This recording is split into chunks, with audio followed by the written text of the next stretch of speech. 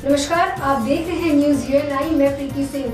चलिए नजर डालेंगे इस वक्त की सबसे बड़ी खबर पर।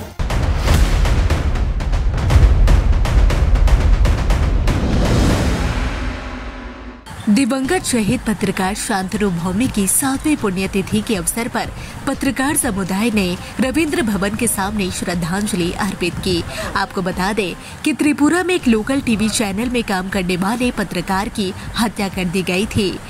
पुलिस के अनुसार कथित तौर पर आदिवासी पार्टी के कार्यकर्ताओं ने शांतनु भौमिक की हत्या की थी, तो वहीं इस हत्या को अब 7 साल बीत चुके हैं और आज 7वीं पुण्यतिथि है। दिवंगत शहीद पत्रकार शांतनु भौमिक की 7वीं पुण्यतिथि के अवसर पर आज पत्रकार समुदाय ने उन्हें श्रद्धांजलि अर्पित की। आज के 2017 साले आजकेर दिने राज्य तरुण प्रतिभावान সাংবাদিক শান্তনু ভৌমিককে নৃশংসভাবে হত্যা করা হয়েছে। সংবাদ সংগ্রহের জন্য ও গিয়েছিল, এখানে নৃশংসভাবে হত্যা করা হয়। এর প্রতিবাদে আমরা রাজ্যের সাংবাদিকরা সবাই মিলে আমরা আন্দোলন শুরু করেছিলাম। আমরা রাষ্ট্রপতি থেকে শুরু করে কেন্দ্রীয় স্বরাষ্ট্রমন্ত্রী থেকে শুরু করে প্রেস কাউন্সিল থেকে শুরু করে সবার কাছে আমরা গেছি। দিল্লিতে আমরা ধর্ণা দিয়েছি। দাবি ছিল সিবিআইয়ের যথারীতি সিবিআই তদন্তেরও আদেশ দেওয়া হয়েছিল সরকার পরিবর্তনের পর, কিন্তু আজকে প্রায় 8 বছর হতে চলেছে, কিন্তু শান্তনু হত্যার তদন্তই শুরু হয়নি। এটা খুব দুঃখজনক, বেদনাদায়ক। এবং আমরা গতকাল রাজ্যের মহামান্য রাজ্যপালের কাছে গেছি, আমরা স্মারকলিপি দিয়েছি। স্মারকলিপি আমরা বলেছিলাম যে যাতে দ্রুত তদন্ত প্রক্রিয়া শেষ করে আসামিদের দৃষ্টান্তমূলক শাস্তি দেওয়া হয়। রাজ্যপাল বলেছেন উনি সিবিআই কর্তৃপক্ষের সাথে কথা বলবেন। আজকে শান্তনু স্মরণে আমরা সবাই এসেছি। আমরা প্রদীপ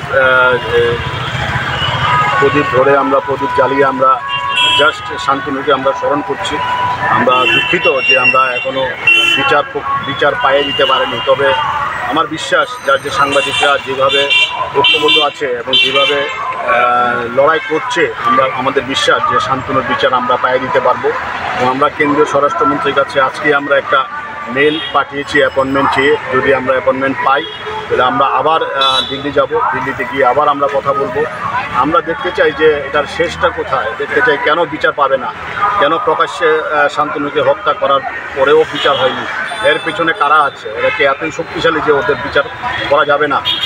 একইভাবে সুদীপের বিচারও হয়নি, সুদীপ দত্ত নিজের বিচারও হয়নি।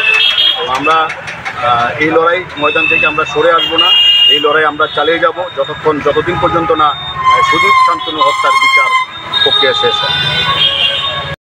इस दुर्गा पूजा न्यूज यूएनआई लेकर आया है बड़ा ऑफर।